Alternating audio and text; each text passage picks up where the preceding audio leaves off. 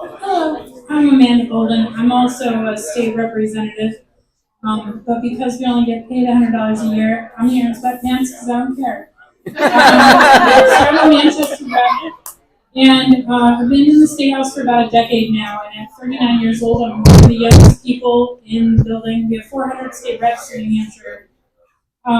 And as was mentioned earlier, the average age in the State House is 66.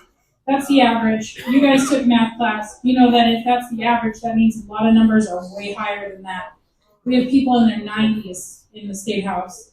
And so when you have people making laws for our lives who are in their 90s, should it be any surprise that we're the only state in New England that hasn't legalized cannabis? Should we be surprised that the only people in secure housing situations in New Hampshire are rich, retired, their homes are paid off? Should we be surprised when our overwhelmingly elderly legislature only serves the needs that they understand? Exactly. What 95-year-old is looking for affordable childcare in New Hampshire? What 67-year-old is facing maybe having to move back in with their parents in 2024? Who among them is struggling with student loan debt? I'm grateful that John Kuiper, a millennial dad of a school-aged child who is not screaming tonight, he is so well behaved, is willing to run for governor. He has lived experience. He's not rich.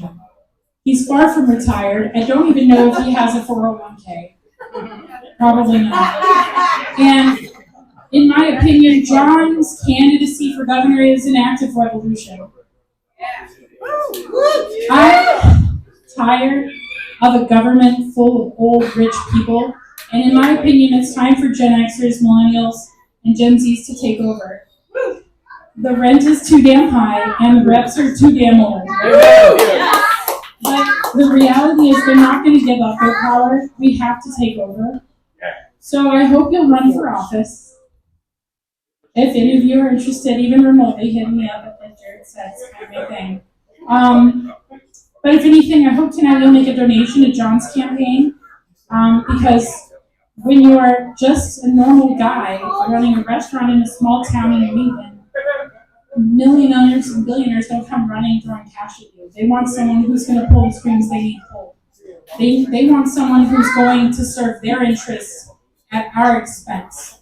So that means that we at the local grassroots level have to make some sacrifice to get someone who represents us into a position of power. It's going to take a lot of small people leveraging their small power to offset the power of the few and wealthy.